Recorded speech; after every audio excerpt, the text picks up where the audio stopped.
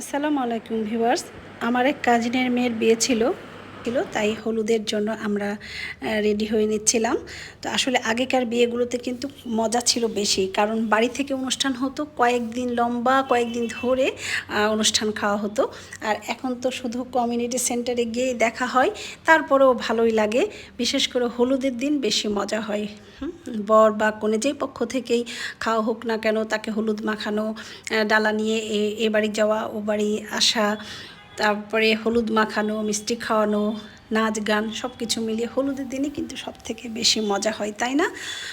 তো কিন্তু আমরা যেই বাসাটায় গিয়েছিলাম সেদিন এত গরম ছিল, মানে প্রচণ্ড গরম ছিল।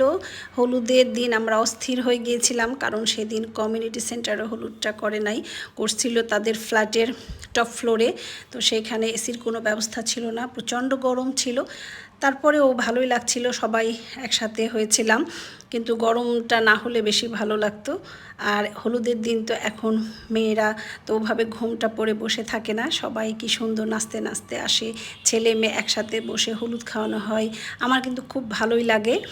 আর এ বাড়ি ও বাড়ি ডালা নিয়ে যাওয়া, এটার মজাও আলাদা। আসলে যে যেভাবে আনন্দ করতে পারে আর কি। তো আমাদের এই মেয়েও কিন্তু খুব সুন্দর করে নাচতে নাচতে এই ডালার কাছে এসেছিল, কিন্তু বিশেষ একটু কারণে আমার ভিডিওটা করা হয়নি। তো যাই হোক, এই যে এখন কোণে বসলে পারে হলুদ খাওয়ানো শুরু হবে। আর ওই যে বললাম, খুবই প্রচণ্ড গরম ছিল, এই জন্য খুব অস্থির লাগছিল যে কখন বাসায় আসবো, এরকম একটা অবস্থা। তো এই যে আমরা বসেছি হলুদ খাওয়ানোর জন্য। তো এই যে আমরা হলুদ খাওয়ানো হলে আমাদের মানে আমরা চলে আসবো আর কি। অনেক রাত হয়ে গিয়েছিল, হলুদের দিন তো আসলে একটু আনন্দ করতে করতে রাত হয়ে যায়। তো এই যে আমাদের হলুদ খাওয়ানো হয়ে গেছে। তো তারপরের দিন ছিল বিয়ে। এই বিয়ের দিন বর আসার কোনো ঝামেলা নেই, কারণ হচ্ছে বিয়েটা আগেই পড়ানো ছিল। তো কনে সেজে যে রেডি হয়ে আছে, আমরা এখন পাশে বসে কিছু পিক তুলবো, আমরা কয়েকটা ফ্যামিলি পিকও তুলবো।